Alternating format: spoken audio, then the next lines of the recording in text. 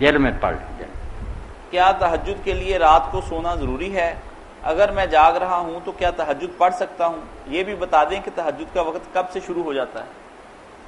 تہجد کے لیے ضروری نہیں کہ سو کر ہی اٹھے، باقی اصل چونکہ سو کر اٹھ کر ہی پڑھی جاتی ہے، نام اس کا یہی رکھا گیا کہ نیند توڑ کر اٹھنا۔ تہجد جو ہے نا حجود سے نکلا، حجود نیند کو کہتے ہیں کہ نیند توڑ کر اٹھنا، تو اصل تو یہی ہے کہ 99% لوگ نیند ہی چھوڑ کر اٹھ کر پڑھتے ہیں، مگر اگر کوئی جاگتا رہا اور نہیں اس دن سونا نصیب ہوا کسی وجہ سے، تو یہ نہیں کہ وہ تہجد نہ پڑھے،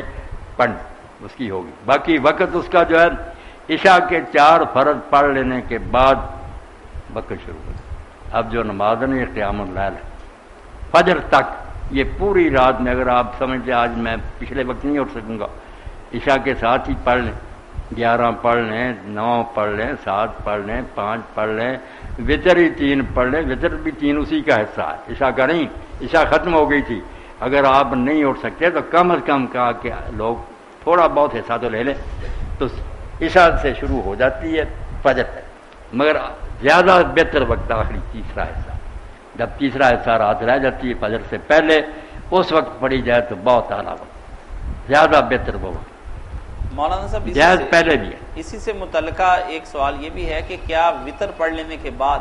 کوئی آدمی مزید نفل پڑھ سکتا ہے؟ پڑھ سکتے، جتنے جی چاہے پڑھ سکتے، جس میں آتا نا کہ اپنی رات کی نماز کا آخری جو ہے نا فطر کو بناؤ، وہ بات ہی نہیں تھا کہ اور چیزیں نہیں پڑھ سکتے، وہ رات کی نماز ہے تہجد، کہ تہجد کئی سادہ لوگ اٹھ کے پہلے وطر پڑھ لیتے ہیں، وہ ترتیب الٹ ہوگی نا، وہ کہا پہلے جتنے پڑھنا چاہتے ہیں نفل پڑھ لو، آخر میں جا کر وطر پڑھنا، وہ تہجد کا طریقہ سکھایا تھا، یہ نہیں کہ اس کے بعد نفل حرام ہو گیا یا کچھ، بڑے پڑھے صحابہ کرام پڑھتے تھے جنہوں نے پہلے وقت بھی پڑھ رہے وطر، آخر رات میں اٹھ کر صرف نفل ہی پڑھتے تھے۔ یہاں کئی لوگ نقص وطر کرتے ہیں نا، اگر عشاء کے ساتھ پڑھ لیجیے وطر، صبح اٹھتے ہیں پھر ایک وطر پڑھتے ہیں، پہلے وطر کو آتے ہیں توڑ دیتے ہیں، وہ طاق تھا طاق نہیں رہا جفت بن گیا، یہ سارا خام خاکت کہہ لو، کوئی نہیں۔ اگر کسی نے پہلے وقت پڑھ لیے بسم اللہ، وطر ختم ہو چکے ہیں، اب 2 کر کے نا وہ